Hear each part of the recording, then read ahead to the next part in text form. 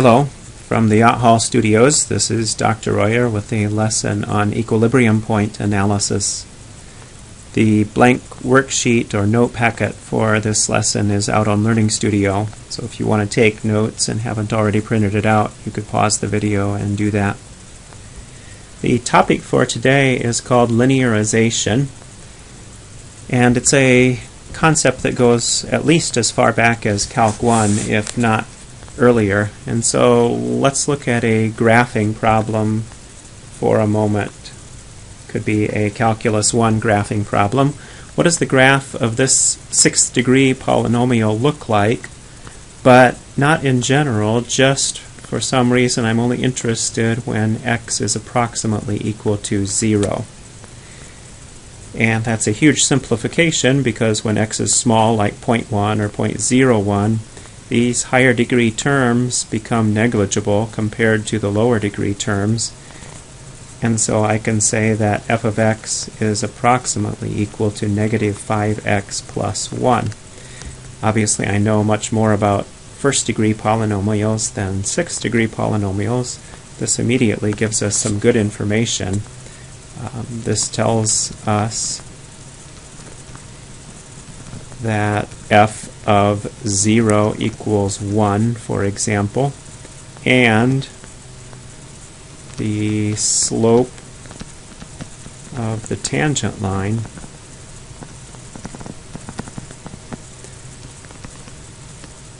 at 0, 1 is negative 5. In fact, this is the equation for the tangent line.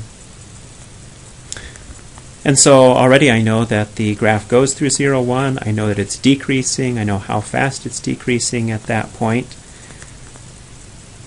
And that may be enough information depending on what the goal of the problem is. If I bring up an associated worksheet in Maple, which is also out on Learning Studio,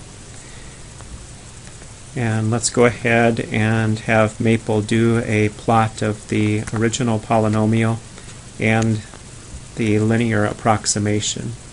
So this is f of x, and here is the minus 5x plus 1.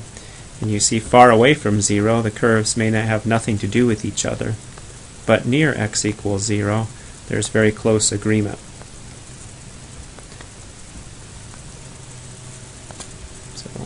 Here's a copy for the notes. This is f of x, and this is y equals minus 5x plus 1.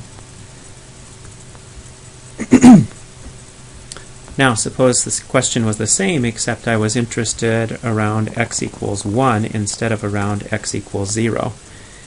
The same trick won't work now, because when x equals 1, these terms, higher degree terms, certainly aren't negligible, nor for that matter are the lower degree terms.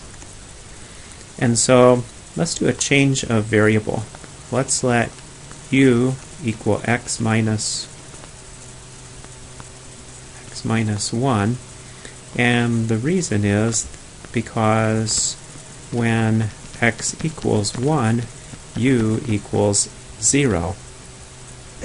And so now I can ask what happens when u is approximately equal to 0. To do that, then I have to have the polynomial converted to the variable u. So if u equals x minus 1, then x equals u plus 1, and f of x, written in a new variable, say g of u, is u plus 1 to the 6th plus 5 times u plus 1 to the 4th minus 2 times u plus 1 cubed plus u plus 1 squared minus 5 times u plus 1 plus 1. And now I would like to drop higher degree terms in u. It's not apparent right now from this form what they are.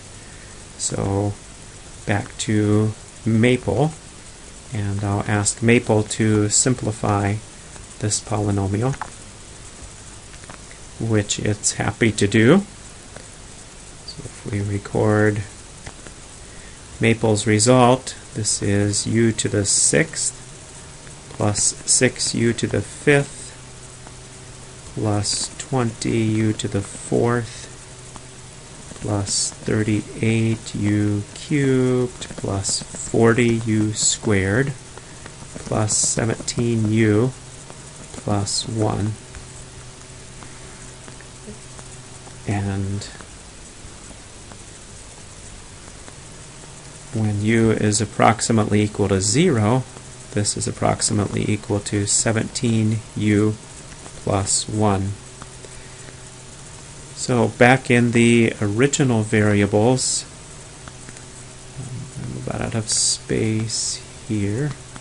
So back in the original variables, f of x then is approximately equal to 17 times x minus 1 plus 1,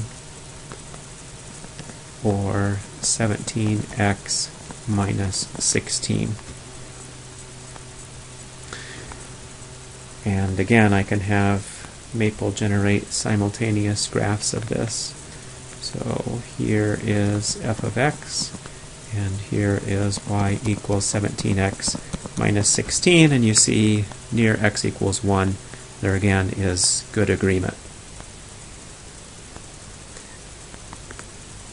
This is a graph, by the way, of x and y.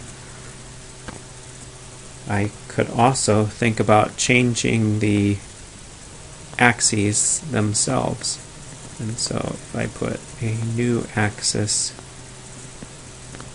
here with the horizontal axis on top of the old, then this is u and y like this. And so instead of talking about x equals 1, I can talk about u equals 0 and what's going on near that point. Okay, that's background to what we want to do. So now let's advance to a differential equation, a single differential equation at the moment, and then we'll go on to a system after a bit. So given this ODE, I want to discuss the nature of the equilibrium points. Are they sinks, sources, nodes? What's going on?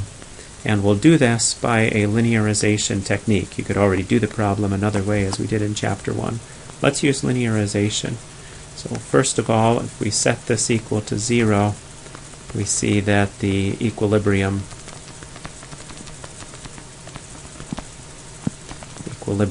are at y equals -1 and y equals 3. And let's treat these separately. So first let's decide what's going on at -1, then at 3. At y equal -1, let's let u equal y plus 1 for the same reason. When y is -1, u is 0. So this tells us that y equals u minus 1. I'm going to convert variables from y to u. This time there's a derivative involved, so I'll need to be able to handle that. Notice here that y equals u minus 1, so dy dt, when it comes time to change that, is the same thing as du dt. And so the differential equation is du dt equals the y plus 1 becomes u, and then the 3 minus y, but y is u minus 1, turns into 4 minus u. If I expand this out, this is minus u squared plus 4u, and then u is close to 0, so the higher degree term can be neglected, and du dt is approximately equal to 4u. Now let's check out what's going on a phase line. Actually, I'm going to draw two phase lines, one for u and one for y. On the phase line for u now, just working with the linearized version, u equals 0 is the only equilibrium. That corresponds over here to y equals -1. And du dt equals 4u, so when u is negative, du dt is negative, so we're going down, and when u is positive, we're going up. And that immediately tells us, of course, that we have a source at u equals 0. Well, let's go over here and do the actual problem. There are two equilibria, -1 and 3. If I look back and apply my Chapter 1 techniques to these, when y is less than -1, the derivative is negative. When it's between -1 and 3, derivative is positive, and when it's greater than 3, the derivative is again negative. So that tells us that there is a source here and a sink here.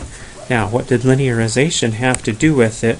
It has nothing to tell us about y equals 3. That's not where I linearized. But when I got a source at u equals 0, that in itself told me ahead of time that I was going to have a source at y equals -1. So I would not have even had to do this analysis. I could have said source at this point from the linearization.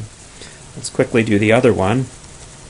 At y equals 3, we'll let u equal y minus 3, and then the linearized equation du dt. By the way, this u is not the same u as in the first part. I'm just using the same variable. Equals, so the y plus 1 turns into u plus 4. The 3 minus y turns into a -u. I multiply that out and get -u squared minus 4u. And the linear approximation is du dt is approximately equal to -4u.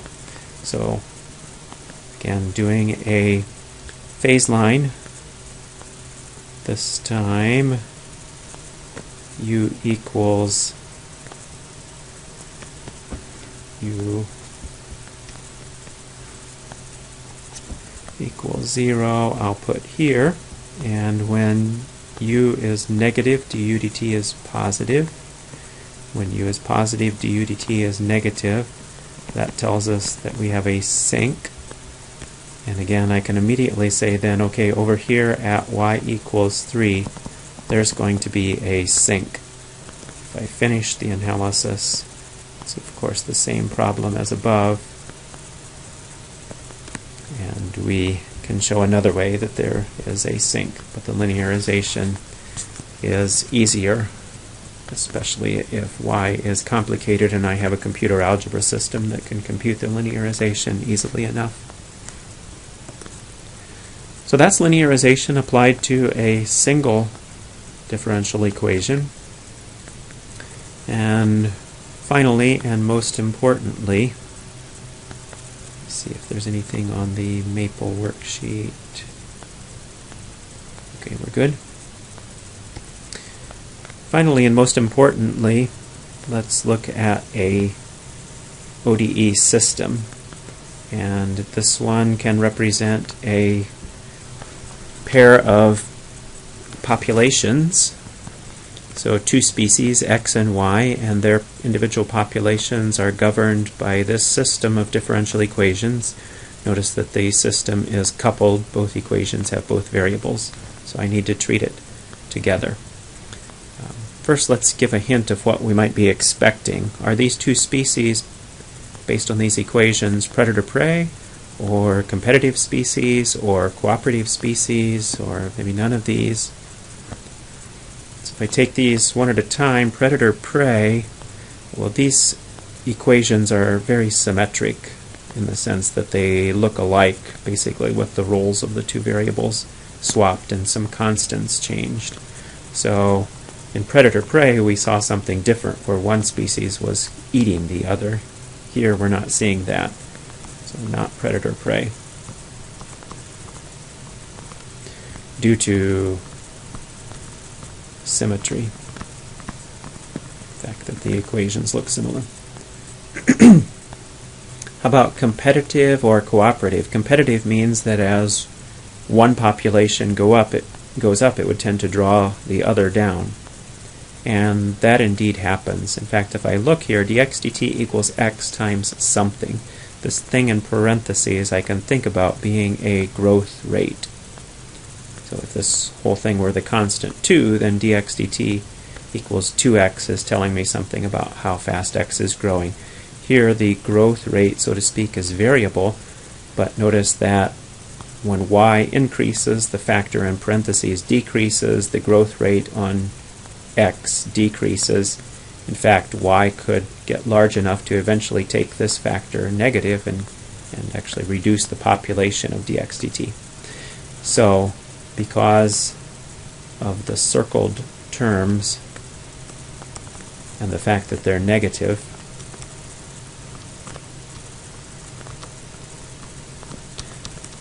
tells me that this is a competitive situation. What does that mean biologically? One species is not eating the other, but they're competing for habitat, for food that they both eat. So this could be something like, I don't know, rabbits and hedgehogs or something that both eat the natural vegetation and so on. What are the equilibrium points? We know what we're supposed to do. We set each of these equal to 0, and so that gives me that either x equals 0 or 14 minus 2x minus y equals 0. In the second equation, either y equals 0 or 16 minus 2y minus x equals 0. And so one of these two has to be true, one of these two has to be true. So altogether there are 4 possibilities that I need to think about. And I won't go through the algebra. I've done things like this before. The equilibrium points then turn out to be 0, 0, 0, 8, 7, 0, and 4, 6. So both populations extinct. The first population extinct, second population extinct, and neither population extinct. So if I go on to the next question, can both species coexist in the long run? If so, the only possible numbers are x, y equals 4, 6.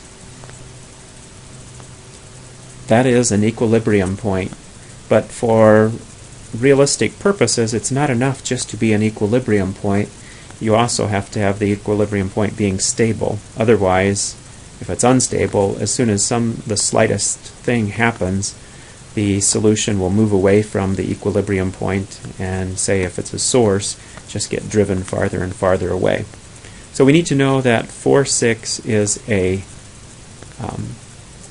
sink to be able to answer yes to this question.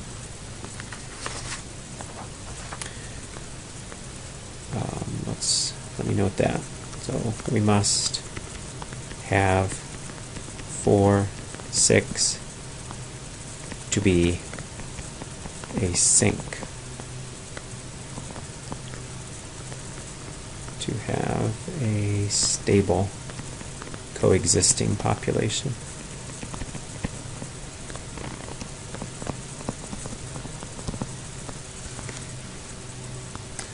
Okay, well I know about sources and sinks. We've been using eigenvalues and eigenvectors for some time, but the game has changed. These are not linear equations, and so I cannot write down a linear system, and so there's no matrix to discuss. So eigenvalues, eigenvectors, not a possibility, at least not directly. So what else can I do? Let's go to Maple again, and let's teach Maple some things. I will show it the system, and let's just ask Maple to solve the system. I don't know if if you saw what happened, the answer is nothing visibly happened. Excuse me. What is happening is Maple tries to solve this and gives up. This is not a nonlinear system. So the solution techniques that we've been talking about, like solving linear equations or separable equations, those apply to one variable equations. We don't have those situations here. Even Maple gives up on this problem. That was with initial conditions. What about just the general solution when it doesn't have to worry about numbers? Okay, Maple comes up with, and this is a total mess, useless. The calculus has not been done. Notice some derivatives are here, and Maple punted. It can't do this problem. We wouldn't be quite dead in the water if I include the numerical option on dsolve. Maple can still get approximations, in fact, very accurate approximations. When t equals 0.2, here are what x and y are to a number of decimal places. But numerical work like that's not very helpful for answering my question. I want to know whether this thing is a sink, that is, whether I always go to the equilibrium point no matter where nearby I start. And I can't check that numerically. There are an infinite number of possibilities to check. So I just showed the direction field. Here are the Maple commands to generate it. And if I look at this, I'll go back to the slide. If I look at this, it's not hard to check that all of the initial conditions that I tried are homing in on this point here, 4, 6. So I'm accumulating a lot of evidence that 4, 6 is a sink. But again, that's not a proof either. I didn't check all possible conditions, and every direction field is a graphical technique, and so there are possible inaccuracies there. There might be some slight variations in the direction field that are not showing up on my graph that would mean that 4, 6 really wasn't a sink. It just looked like it on this scale. So I'm still a little uneasy about answering this question. Let's try another technique. Let's try linearization. At what point? Now I have a two-dimensional problem, and so let's do a double substitution. Let's let u equal 4 and v equal 6. And then what I will do, and it looks like I didn't show that in Maple. I actually did use Maple to do this. Take, I'm sorry, not let u equal 4 and 6. Let u equal x minus 4 and v equal y minus 6. So then, for example, x equals u plus 4 and y equals v plus 6, and so I can go back to the system and plug in u plus 4 for x and v plus 6 for y. Have Maple do some simplification, and here it is.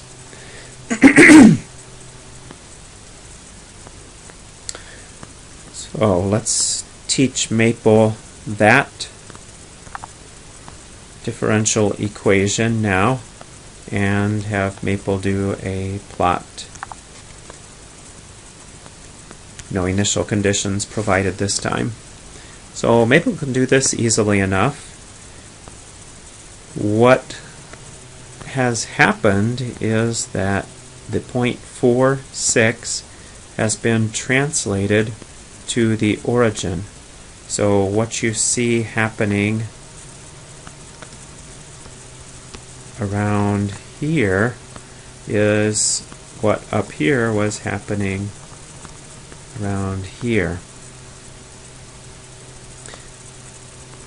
In fact, if you look at it, you can just see that this direction field can be translated to give this one.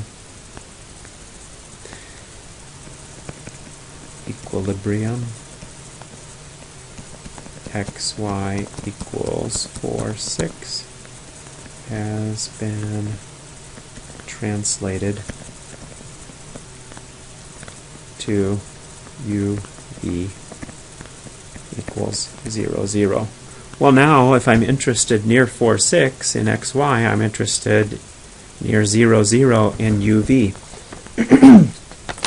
And so the idea of linearization comes to mind. Du dt then is approximately equal to, and I'll drop higher degree terms. So u squared is a higher degree term, and uv is as well. Both u and v are close to 0, so u times v is a relatively small term. So minus 8u minus 4v, and dv dt is approximately equal to minus 6u minus 12v.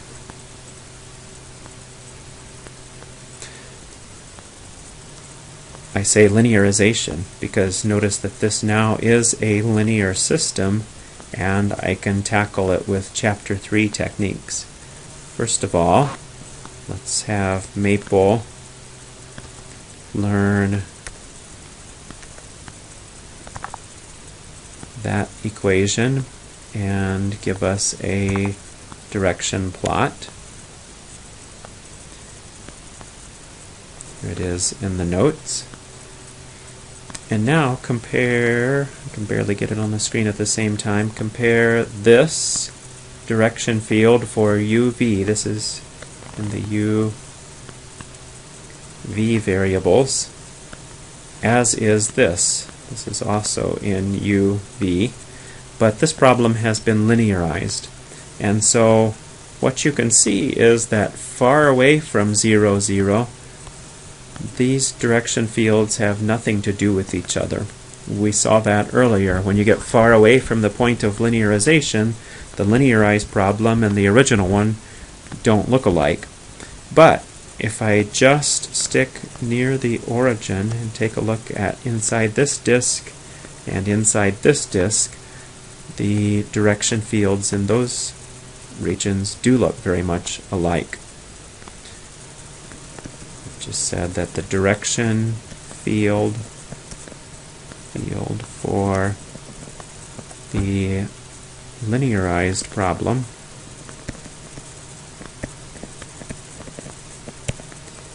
is similar, very similar actually, to the nonlinear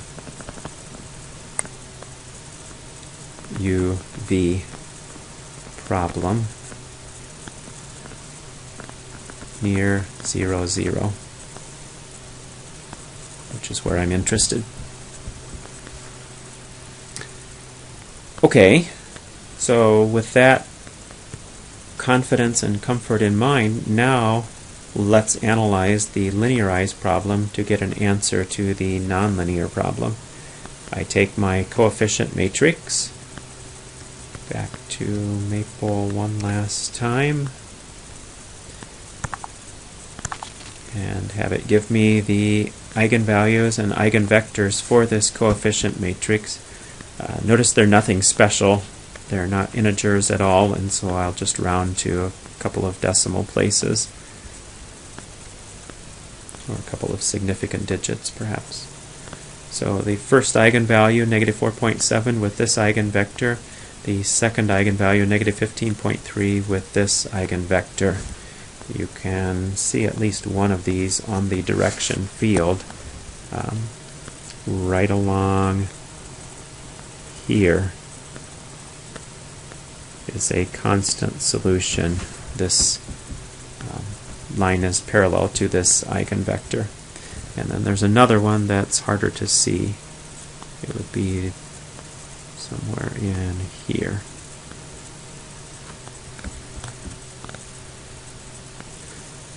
We really don't have to worry too much about the actual geometry, though. I was very interested in knowing this information. We have two negative eigenvalues. And so from our earlier theory, we know that the linearized problem has a sink at uv equals 0, 0. In fact, I can put arrows on these. All of the straight line solutions are driving to the origin.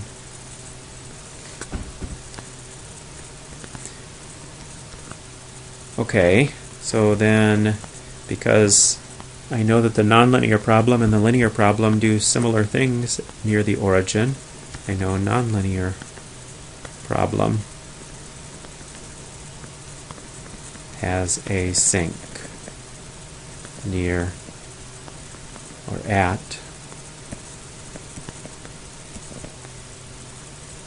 uv equals 0, 0. I suspected that before. I had lots and lots of evidence of that before, but this is a rigorous demonstration. I know from my linear theory that there is a sink at the origin, and so the original problem has a sink at xy equal 4, 6. And finally, answer to the question, yes, the populations can coexist. There is an equilibrium point, it's a sink, so it's stable. So if the population gets changed slightly, it'll just come back to 4, 6. And that completely answers the question. That's all for now. Thanks.